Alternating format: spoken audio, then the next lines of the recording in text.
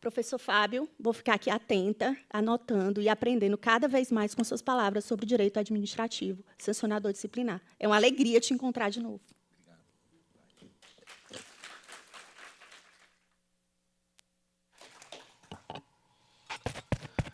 Bom dia a todos. Quero inicialmente cumprimentar o Rafael Matos Cardoso, presidente do IDASAN, pelo evento, pela iniciativa e parabenizar pela condução, pela brilhante gestão à frente do Instituto Brasileiro de Direito Administrativo Sancionador, né? Em sua pessoa, cumprimentar toda a diretoria, todos os associados. Cumprimentar também minha querida companheira de mesa, Vládia Pompeu, procuradora da Fazenda Nacional, brilhante profissional, figura humana exemplar. Queria cumprimentar João Carlos Souto, que, embora não esteja aqui, diretor da Escola da Advocacia Geral da União, que tem feito também uma gestão magnífica. E, estando aqui nesta casa, não poderia deixar de registrar a minha admiração pelo ministro Jorge Messias, advogado-geral da União, que tem também conduzido a Advocacia Geral da União por um caminho de advocacia do Estado e que tem a nossa solidariedade, porque seria, e talvez ainda será, se Deus quiser, ministro do Supremo Tribunal Federal, por ter sido injustamente rejeitado pelo Senado Federal, porque reúne os mais elevados predicados para integrar aquela casa e qualificá-la na estatura que merece estar o Supremo Tribunal Federal. Portanto, agradeço pelo convite para estar aqui, contribuindo mais uma vez com o IDASAN, que tive o privilégio de ser um dos primeiros fundadores, junto com o professor Roberto Pimenta, a quem também homenageio, que é realmente uma figura extraordinária, idealizador do Instituto, e um privilégio compartilhar reflexões com todos vocês aqui, queridos amigos e amigas, todos entusiastas desta disciplina, e estudiosos e pesquisadores, e pessoas que labutam no dia a dia também do direito administrativo sancionador, que, como sabemos, é uma disciplina que foi trazida a partir do poder de polícia do Estado, de polícia, e um dos primeiros grandes teóricos, talvez o pioneiro nessa matéria, tenha sido Goldschmidt, na Alemanha, que trouxe à baila, a partir do desenvolvimento da teoria do poder de polícia, primeiramente do direito penal administrativo, e aí, recuperando essas raízes do surgimento do direito administrativo sancionador, podemos perceber que, nas origens, o direito administrativo e o próprio direito de polícia, ele era aplicado justamente pelos tribunais judiciais e pelos tribunais administrativos, ou seja, essas sanções, elas não eram exatamente definidas por uma divisão entre administração pública e poder judiciário. Posteriormente, acaba havendo, no parâmetro de Goldschmidt, uma definição mais substancial para requalificar e redefinir o que é o direito penal e o direito administrativo, não uma definição formal pelo poder sancionatório de um órgão ou de outro. E aí surge, então, a qualificação do direito administrativo sancionador. Saltamos aí um século XX com o desenvolvimento dessa disciplina e, efetivamente, no Brasil, nossa obra veio com uma definição nova de sanção administrativa e não apenas a nomenclatura também da disciplina, tendo uma abrangência muito maior do que o direito disciplinar, mas abarcando justamente, talvez retomando as raízes históricas de Goldschmidt para o Poder Judicial Sancionador e permitir a abrangência contemplando legislação anticorrupção, como a lei de improbidade, como a lei anticorrupção empresarial, e isso dando uma compreensão para toda essa legislação que é disciplinada pelo direito administrativo e é aplicada pelo Poder Judiciário. Mas o desafio aqui é retomarmos justamente a discussão sobre uma dificuldade de compreender a unitariedade do regime jurídico do direito administrativo sancionador, como sempre foi também difícil compreender a unitariedade do regime jurídico do próprio direito penal. Se hoje se discute, e agora recentemente na reunião que tivemos na Comissão Nacional de Direito Administrativo Sancionador do Conselho Federal da OAB,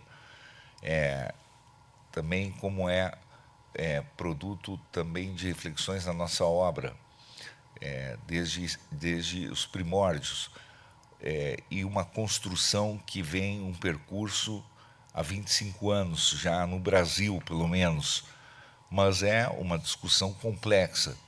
No Conselho Federal, nós deliberamos que haverá uma proposta ao colegiado do Conselho Federal, a partir da nossa comissão, para que se delibere no colegiado e se encaminhe ao MEC uma proposta de que se reconheça a autonomia científica da disciplina e se oficia ao MEC para que haja uma inserção curricular. Muito bem. Mesmo assim, porque o direito administrativo sancionador hoje ele é apenas um fragmento do direito administrativo nas obras, nos manuais. Mas desde 2000, pelo menos, e de lá para cá, a primeira disciplina, se nós olharmos, nós fundamos em 2004, nos cursos de mestrado e doutorado da Faculdade de Direito da Universidade Federal do Rio Grande do Sul, com a professora Cláudia Lima Marques, e nós coordenamos, e nos cursos de mestrado e doutorado, houve uma multiplicação de cursos e até disciplinas em cursos de pós-graduação. E também a primeira comissão surgiu no Conselho Federal da OAB e agora nós temos muitas subcomissões. E o IDASAN também representa um marco, como eu disse, na última edição da nossa obra, um marco, um novo paradigma. Mas o direito disciplinar, ele, de certo modo, ele é muito antigo também e ele é ainda mais próximo a esse poder de polícia do que esse direito administrativo sancionador, que se tornou mais abrangente. E aqui no Brasil, se pudermos olhar, esse regime jurídico que, de certo modo, tem essa fragmentariedade, como tem as várias velocidades do direito penal, nós olharemos esse direito disciplinar, eu diria que é um grande desafio, efetivamente, tentar encontrar núcleos intangíveis de direitos humanos, para olhar para a Corte Interamericana de Direitos Humanos ou de direitos fundamentais, que sejam comuns ao direito administrativo sancionador e ao direito disciplinar, por consequência. Esse é um primeiro grande desafio contemporâneo. Por quê? Porque a fragmentação do tratamento dos direitos fundamentais, ela não decorre apenas nas relações de sujeição especial, por si só. como dizia Rubio Loriente, na Espanha, porque as próprias relações de sujeição especial elas são muito variáveis. Se nós olharmos esse conceito de relações de sujeição especial, vejam, isso não se aplica apenas, quer dizer, aos funcionários públicos. Né? Vamos olhar, essa é uma categoria muito ampla para dizer assim, olha, todos os funcionários públicos estão numa relação de sujeição especial. Não, os presidiários estão numa relação de sujeição especial e não são funcionários públicos. Estão numa relação de sujeição especial. Depois, se nós olharmos, os agentes políticos estão numa relação de sujeição especial e são funcionários públicos, os membros do Ministério Público, da magistratura, os advogados da União, eu poderia considerar que são os advogados públicos federais, que são espécimes de agentes políticos. Agora, será que esse conceito de sujeição especial, o que é exatamente também? Até hoje também é bastante problemático esse conceito. Ele é um vínculo hierárquico ou ele é uma sujeição especial a um determinado regime jurídico que se estabelece quando a pessoa entra no setor público? Então, por exemplo, você não precisa entrar por concurso público, você pode entrar por nomeação. Então, ministros de tribunais superiores, ou conselheiros de tribunais de contas, ou pessoas que são nomeadas para determinados cargos, como diretores de comissão de valores imobiliários ou do Banco Central, eles têm também sujeição especial. Então, eles têm determinados regimes de responsabilidade que são especiais. Então, tudo isso também impacta toda essa discussão que nós estamos tratando aqui, sobre manifestações em redes sociais, regime jurídico de responsabilidade. E mesmo isso também pode reconfigurar também esse conceito, ou no futuro, o horizonte de um conceito de direito disciplinar. Eu estou falando de novos paradigmas do direito disciplinar. Porque o regime jurídico que expõe a responsabilidade, por exemplo, dos parlamentares ou dos magistrados, por exemplo, os magistrados são agentes políticos, estão expostos a um regime disciplinar. Muito bem. Mas até só um certo estágio dos magistrados. Apenas até um certo estágio dos magistrados. Por exemplo, quando eu vi aqui, quando se comentou, os direitos fundamentais daqueles que estão no setor público são mais restringidos. Bom, depende. Há determinados agentes públicos cujos direitos fundamentais são tão amplos, mas tão amplos, que eles têm uma liberdade tão grande que nós sabemos assim que eles são praticamente acima, eles são confundidos com instituições democráticas. Vejam, o mero ataque à honra desses agentes públicos é um ataque a uma instituição democrática. Eles são instituições democráticas, cada uma dessas pessoas físicas são instituições democráticas ambulantes. Então, vejam, esses direitos fundamentais dessas pessoas são os mais amplos que já se viu na face da Terra. São direitos fundamentais. Então, é ao contrário do que se imagina em termos de amplitude de direitos fundamentais. Já contrapõe a essa teoria de que os direitos fundamentais dos agentes públicos são mais restritos. Já tem que se formular uma nova teoria sobre direitos fundamentais de agentes públicos serem mais restritos. Já esse território restrito desses agentes públicos, essa ilha de agentes públicos, tem uma expansão formidável de direitos fundamentais para esses agentes públicos. E talvez nós tenhamos que pesquisar outros pequenos territórios, outras ilhas de agentes públicos no Brasil, que também houve um expansionismo formidável de direitos fundamentais para eles. Veja, então não há uma teoria unitária sobre direitos fundamentais de agentes públicos ou de relação de sujeição. Inclusive, para esses agentes públicos, nós temos que nos perguntar qual é, efetivamente, eles têm relação de sujeição especial? E, de certo modo, inverte aquela pergunta de quanto maior o poder, maior a responsabilidade. Sempre houve uma teoria segundo a qual maior poder, maior responsabilidade. Nesse caso, para esses agentes públicos, é maior o poder e menor a responsabilidade. Também há um novo dimensionamento para essa perspectiva teórica. Nós estamos refletindo, inclusive, sobre isso, porque justamente o poder, ele exige responsabilidade. Ele exige responsabilidade para que ele tenha um contraponto e para que ele seja exercido com proporcionalidade, com razoabilidade e com senso de dimensão da perspectiva das consequências do seu, da sua intensidade, das suas consequências.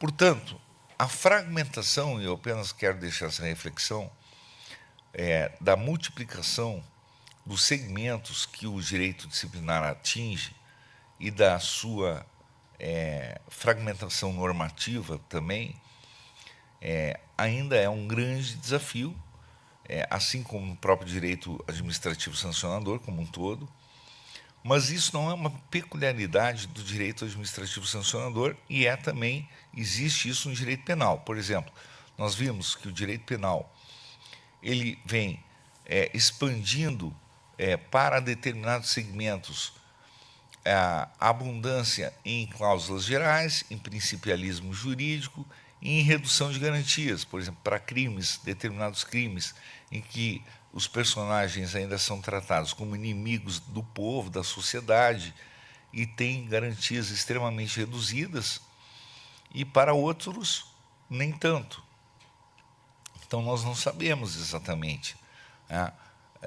Para, por exemplo, determinados segmentos, não há uma uniformização ainda do tratamento dos direitos fundamentais dentro do próprio processo penal ou do direito penal. Isso talvez se deva também a uma reflexão que eu fiz recentemente sobre um novo direito fundamental que nós nomeamos, pelo menos não havíamos ainda detectado na literatura jurídica nacional, pelas pesquisas que formulamos, tampouco na literatura jurídica comparada, que é o direito à compreensão, que emerge da conjugação dos direitos à publicidade, à fundamentação dos atos jurisdicionais e administrativos, do devido processo legal substancial, direitos ligados aos princípios que presidem a administração pública e a administração da justiça, e que decorre dessa nova era que nós vivemos, que alguns chamam de pós-modernidade, outros idade contemporânea, outros era digital, mas, na verdade, é uma era que já é disruptiva em relação à idade moderna, embora alguns falem em modernidade tardia. Mas que, sem dúvida alguma, uma das consequências, que é o advento da inteligência artificial, enfim, desde Alan Turing e desde a invenção do computador, nós sabemos que, e aí nós trouxemos esse artigo publicado em junho de 2025 na RT, o direito à compreensão, basicamente, significa o seguinte, e aqui eu já trago a conexão e o impacto nos ramos do direito no Brasil e também no direito aqui administrativo sancionador e no direito disciplinar. Vejam, para compreender uma decisão, para compreender um ramo jurídico, os ramos jurídicos eles são formatados a partir das normas em abstrato e a partir das decisões que traduzem essas normas em algo efetivo. Isso não é novo, isso já a teoria do direito já fala há bastante tempo. Porém, o que não se disse claramente é que no Brasil, bom, e também no direito anglo-saxão, no direito romano-germânico, houve um avanço tanto do direito escrito no direito anglo-saxão quanto do direito dos precedentes no direito romano-germânico. Agora, quando olhamos, por exemplo, o fenômeno no Brasil da teoria dos precedentes, vamos verificar que a teoria dos precedentes veio como um apêndice do direito processual civil. quando verificamos a teoria dos precedentes no direito norte-americano, é um outro ramo jurídico, quer dizer, não tem nada a ver com direito processual civil. É um ramo do direito que tem nos currículos das universidades americanas uma estrutura científica e uma metodologia científica totalmente distinta, que é uma mistura de direito constitucional, teoria geral do direito, um direito administrativo, um direito de estudo de casos, uma metodologia científica totalmente diversa. Nada disso foi feito aqui. Agora, o mais peculiar de tudo é que, para você compreender a estrutura das decisões na era digital, seria necessário ter o auxílio de bancos de dados jurídicos, dados, metadados e classificação algorítmica uniformizada nacionalmente com interconexão dos bancos de dados com a classificação e a uniformização algorítmica integrada, com estudo estatístico integrado com inteligência artificial. Veja, nada disso existe. Isso é o suporte para o exercício do direito à compreensão. Cada tribunal tem seu banco de dados. E vamos deslocar essa perspectiva para o direito administrativo sancionador. Como? Por quê? Porque as decisões e a jurisprudência administrativa têm que obedecer precedentes judiciais. Bom, onde estão os bancos de dados dos acordos administrativos ou da jurisprudência administrativa? Onde está isso tudo integrado? Como podemos, então, ter a leitura do direito administrativo sancionador que se produz, por exemplo, vamos ver um segmento, a jurisprudência da aplicação das sanções administrativas pela Ordem dos Advogados do Brasil, nas múltiplas seccionais no Conselho Federal, ou nos diversos órgãos que existem Brasil afora. Como construir essa harmonização? Como construir isso? Então, veja o estágio que estamos. Veja, nós não temos estatística, nós não temos análise estatística, nós não temos como aferir isso, nós vivemos num deserto. Esse é o artigo que eu trato sobre direito à compreensão. Veja, nós não conseguimos trabalhar estatística sequer no âmbito do judiciário. Por quê? Os bancos de dados são alimentados de forma diversa, com uma taxonomia diversa, e não há uma uniformidade na alimentação, na classificação desses dados, desses metadados, das decisões do Supremo Tribunal Federal, do STJ, dos tribunais regionais federais, dos tribunais de justiça e dos tribunais do trabalho. E essa diversificação na alimentação muda, inclusive, conforme o gestor, na alternância do poder. Então, o que nós estamos dizendo aqui? Nós estamos dizendo que o problema é grave, por quê? Porque não é possível, então, exercitar, de fato, esse direito à compreensão no momento que nós vamos tentar acessar esses bancos de dados através das empresas que fazem os sistemas de pesquisa.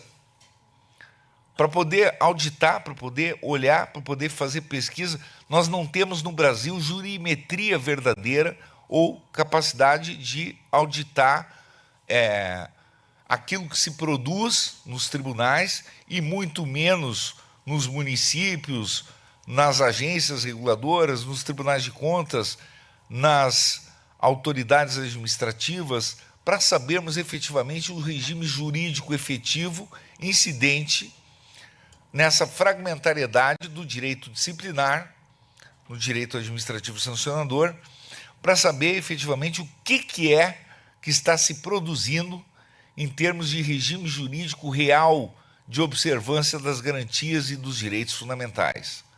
Então,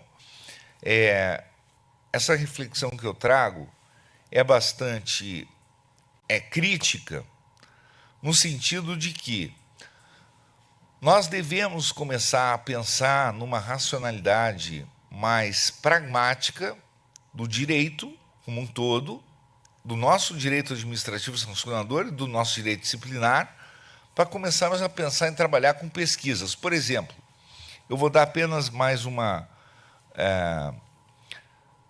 forma de raciocínio pragmático. Quando se fala num determinado segmento, por exemplo, quando se pensa assim, há uma vulneração massiva de direitos humanos em determinada matéria.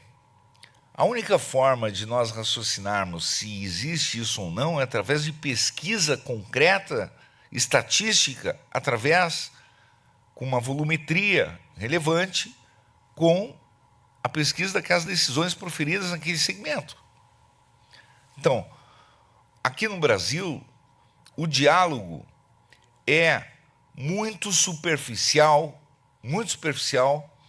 sobre as instituições, muito superficial sobre as instituições e sobre o direito que as instituições produzem. Isso, na era digital, simplesmente não se justifica mais. Não se justifica mais, porque nós precisamos ter essa perspectiva do direito à compreensão, que é um direito que socorre a sociedade como um todo, a cidadania, e proporciona às instituições uma capacidade de autocrítica, de autoconhecimento, de autorreflexão, de aprimoramento. E de aprimoramento. Por quê? Porque as instituições, elas precisam ter a capacidade de correção de rumos, de uniformização, de oferecimento de segurança jurídica para a sociedade, de aprimoramento constante. Portanto, independentemente das teorias jurídicas que se adota no processo decisório, portanto, isso fica até em segundo plano, a questão é a capacidade autorreflexiva e de mudança de entendimentos, ela não pode ser arbitrária. Portanto, aquele princípio de interdição à arbitrariedade dos poderes públicos, que o professor Eduardo Garcia Genterria falava em plena era franquista, ainda nos anos 50, e depois foi inscrito na Constituição Espanhola, mas sob inspiração do direito norte-americano, ele é cada vez mais passível de ser implementado na prática com a tecnologia, com a inteligência artificial. Não obstante todas as consequências que nós sabemos que ela produz, eu acho que eu sou otimista em relação a essas transformações tecnológicas, porque eu acredito que a revolução digital, que está em pleno curso, está no seu início, ela vai oferecer para as sociedades transformações radicais no sentido de uma melhoria e uma qualificação dos serviços públicos de um modo geral e da eficiência. Então, com essas breves reflexões, eu diria que o caminho do direito, de uma forma geral, é um caminho da transparência, cada vez mais. É um caminho de revelar o direito, não daquela forma tradicionalmente, aquela forma vetusta que nós olhávamos o direito abstrato, o direito teórico, que na prática nós não sabíamos o que era efetivamente, distante da realidade, mas um direito conectado à realidade social, um direito efetivo, um direito que se produz através daquilo que se possa verificar de fato como ele é produzido e como ele se concretiza. E assim, os ramos jurídicos devem ser também verificados a partir desses precedentes, essa construção, essa lapidação também, que é um novo desafio dessa nova disciplina, que é a teoria dos precedentes, que não tem mais razão de ser para ficar atrelada ao direito processual civil. Ela tem uma autonomia científica, assim como teve o direito administrativo sancionador. A teoria dos precedentes precisa também, é outra que carece com urgência de uma inserção no MEC como uma disciplina autônoma, que nenhum processualista disse isso, para ter a sua qualificação, a sua educação no Brasil e a sua inserção cultural na sociedade brasileira. Agradeço mais uma vez pela oportunidade de compartilhar reflexões com colegas tão brilhantes e tão engajados na transformação da nossa realidade nacional, na cultura do direito administrativo sancionador, que é uma disciplina tão transversal como a nossa, que perpassa praticamente todas as outras disciplinas e que nós temos militado nessa área há tantos anos e me sinto realmente muito acolhido aqui nessa casa, principalmente, e na Advocacia Geral da União e no IDASAN. Muito obrigado.